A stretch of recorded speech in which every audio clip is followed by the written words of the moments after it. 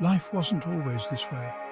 There was a time when the world was vibrant, filled with light and laughter.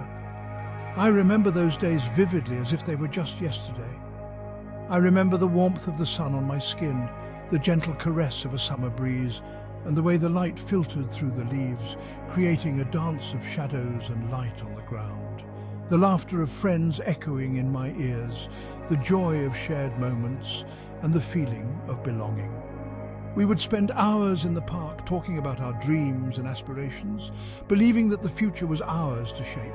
The world felt full of possibility, a canvas waiting for me to paint my dreams. Each day was a new opportunity, a blank slate where I could create my own masterpiece. I was filled with hope and ambition, ready to take on any challenge that came my way. But addiction is a cunning thief. It doesn't announce its arrival, it sneaks in silently like a shadow creeping into a bright room. It promises solace, a temporary escape from the pressures of life, but it delivers only despair and destruction. It starts with a single moment of weakness, a decision made in a moment of vulnerability. Before you know it, you're trapped in its grip, unable to break free. The pills, the substances, they become your only solace, your only escape from the pain. Slowly, the colours of my world began to fade, replaced by a dull ache of emptiness. The vibrant hues of life were replaced by shades of grey, and the joy I once felt was replaced by a constant gnawing despair. It was as if the very essence of life was being drained away, leaving behind a hollow shell. I was lost in a labyrinth of my own making, the walls closing in with each passing day. Each decision, each action seemed to lead me further into the darkness, and the way out seemed more and more elusive. I felt trapped, suffocated by my own choices, unable to find a way back to the light. Reaching out seemed impossible, my voice choked by shame and fear. I was afraid of judgment, afraid of being seen as weak or broken. The stigma surrounding addiction made it even harder to seek help, and I felt isolated, cut off from the world. This was my abyss, a place where hope seemed to have withered and died. It was a desolate landscape, devoid of life and light, where every step felt like a struggle. But even in the darkest moments, a small part of me held on to the belief that there was a way out, that I could find my way back to the light. It was this glimmer of hope that kept me going, that gave me the strength to keep fighting, even when it seemed like all was lost. It started subtly, a harmless escape from the everyday pressures of life. The weight of responsibilities, the constant demands and the unending noise of the world seemed to fade away with just one small pill. It was a momentary relief, a brief respite from the chaos that surrounded me. I thought I had found a simple solution, a way to cope with the overwhelming stress. A friend offered, I hesitated, then curiosity won. It was a moment of weakness, a lapse in judgment. I trusted my friend, believing that they had my best interests at heart. The pill seemed harmless, just a small, insignificant thing, but that small pill held a power I couldn't have imagined. It was the beginning of a journey I wasn't prepared for, a path that would lead me to places I never wanted to go. The initial euphoria was intoxicating, a temporary reprieve from the growing darkness within. It was like a warm embrace, a comforting blanket that shielded me from the harsh realities of life. For a brief moment I felt invincible, free from the burdens that weighed me down. But that euphoria was deceptive, a fleeting illusion that masked the true nature of what I had ingested. But the reprieve was short-lived, the high faded quickly, leaving behind a void that was even darker and more oppressive than before.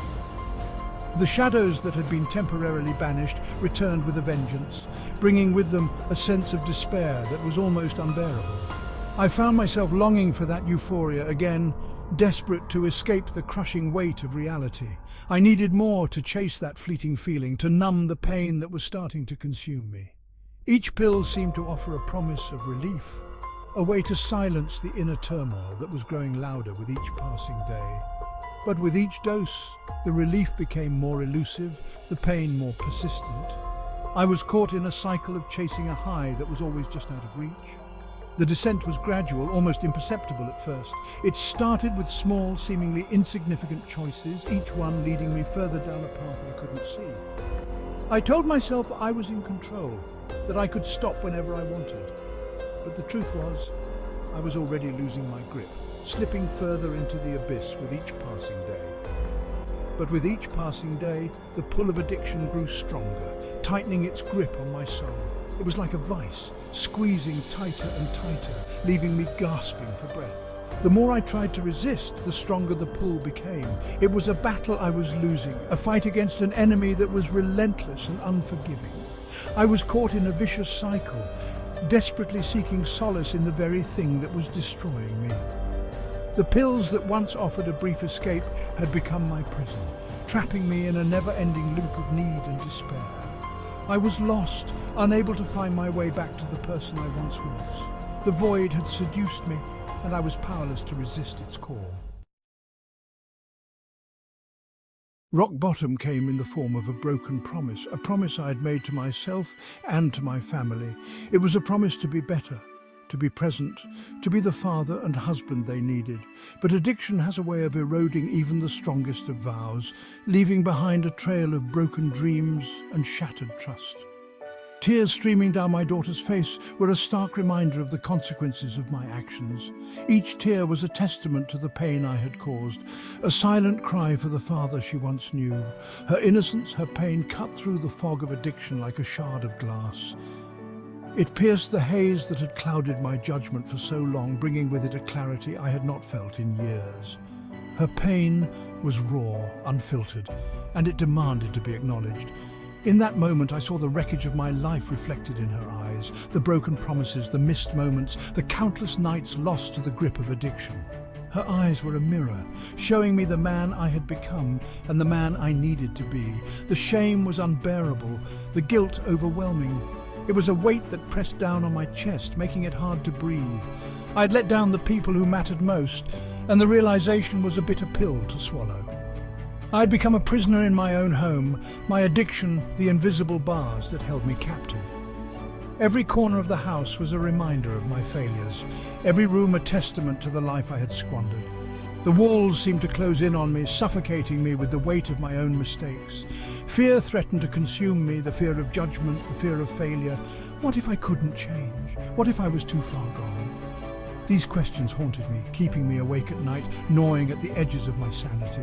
But beneath the fear, a flicker of hope ignited. It was small, almost imperceptible, but it was there.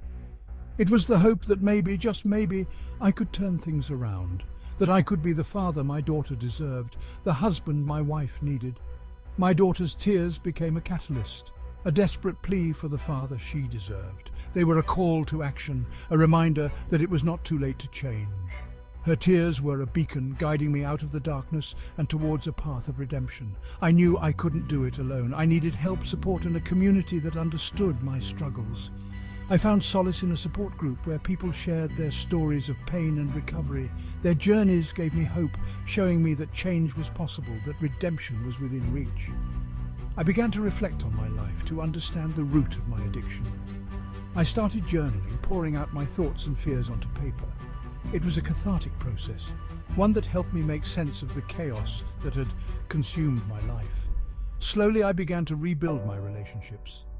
I spent more time with my daughter, listening to her, being present for her. I worked on mending the bond with my wife, showing her through my actions that I was committed to change. It was a long and arduous journey, but with each step, I felt a little more like the man I wanted to be. The road to recovery was not easy, but it was worth it. Each day was a new beginning, a chance to make amends and to build a better future. The glimmer of hope that had ignited in the darkest of times grew brighter with each passing day, lighting the way towards a life of purpose and fulfillment.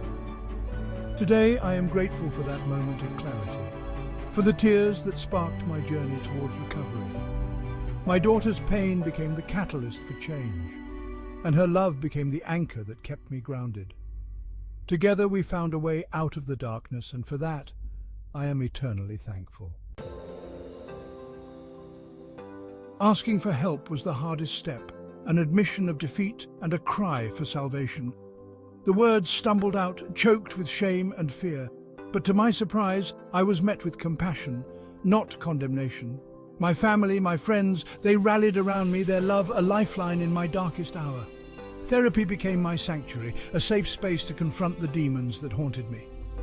The road to recovery was arduous, filled with setbacks and moments of doubt. But with each small victory, the fog began to lift, revealing glimpses of the life I had once known.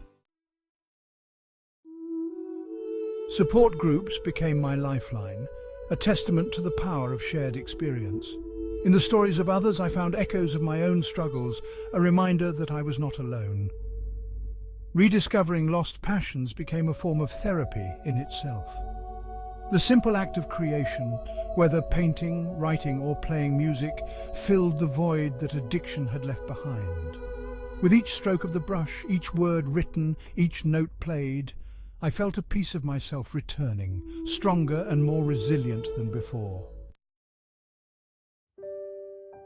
Sobriety is not just the absence of addiction, it's the presence of a life worth living. My relationships, once strained and broken, began to heal. The trust I had shattered was slowly rebuilt, brick by fragile brick. The laughter returned to our home, genuine and full of life.